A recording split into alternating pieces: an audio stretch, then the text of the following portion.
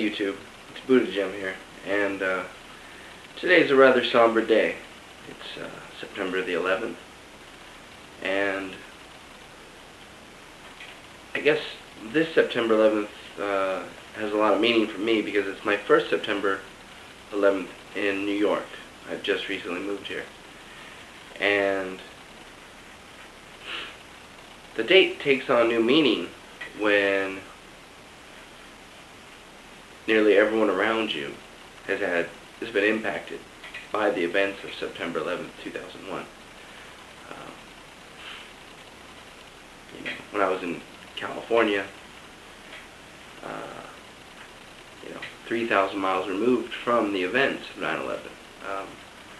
It's not that they weren't horrifying and upsetting and everything else that we all collectively experienced that day and since then. But it was 3,000 miles away. The people that were directly affected were 3,000 miles away. The realness of the events was 3,000 miles away. And so this has been a particularly interesting day. Just real quick, a funny 9/11 faux pas today. One of the electricians approaches me and says the men are going to gather on the 12th floor of this building. I thought he said 10:59. Would you tell the other carpenters? Sure. So at break time, I tell the other carpenters, hey guys, we're at 10:59. We're going to go up to the 12th floor, happened to be the floor I was working on, and we're going to have a moment of silence, 5-10 minutes of silence for the people who lost their lives that day. Now I'm working on the floor with the electrician who brought up the idea and some other plumbers that are there, and we're installing a door frame. And I'm working, and I tell my partner, I said, well, it sure is awfully quiet in here. And he's like, yeah, it is. And I look over and I see the electrician. He's standing in a very thoughtful-looking pose, and I started thinking, well, maybe this is the 9/11 thing that he mentioned earlier. But I stand up and I look, and he's looking. He's standing directly over his plans table. So I think, well, maybe he's just, thinking about the plans and, looking at them. So I go back to my work. A little while later, the electrician comes over, and my buddy Jerry says, yeah, the guys are going to be coming up, blah, blah, blah. And the electrician tells him, oh, it's already over. We're like, what? What do you mean it's over? He said it was 9:59. Now, this is what's funny to me is there were maybe 10 guys on this floor. Very, not very big. In this area that we're working, there's 2 electricians and like 6 plumbers, and then the 2 carpenters, myself and my partner. The carpenters were the only ones who didn't stop working because we thought it was 10:59, and 9:59 happens to coincide with breaks, so we really didn't give it much thought.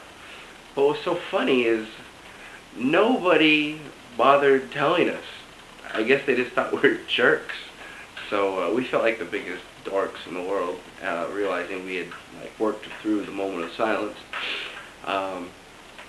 But I still can't get over the fact that, these guys are literally sitting, 10 feet away from me, and they never once said, hey, now's the time. I told them we were going to do it, so you'd think they would. I don't know. It was rather funny, but at 10:29, we did stop and have a moment of silence. All the men working at the hospital that I'm working at, we all stopped work and had a moment of silence. And, and you heard people tell their stories of where they were that day. It's heartbreaking. It really is, And then, not only did we lose it's such a tragic event because not only did we lose the people that we lost that day, which was bad enough, but then we've compounded that because our dirty, disgusting politicians on both sides of the aisle have used this to wage war and expand the empire and do all the things that they like to do.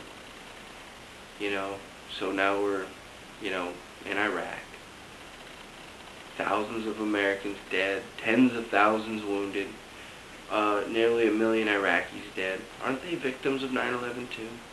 If 9/11 was used as a pretext for the war in Iraq, then those people that die in that war are a victim of 9/11 too. And it's almost too much to bear. And so I offer a moment of silence for everyone that was lost on 9/11 and the many thousands that have been lost as a result of 9/11.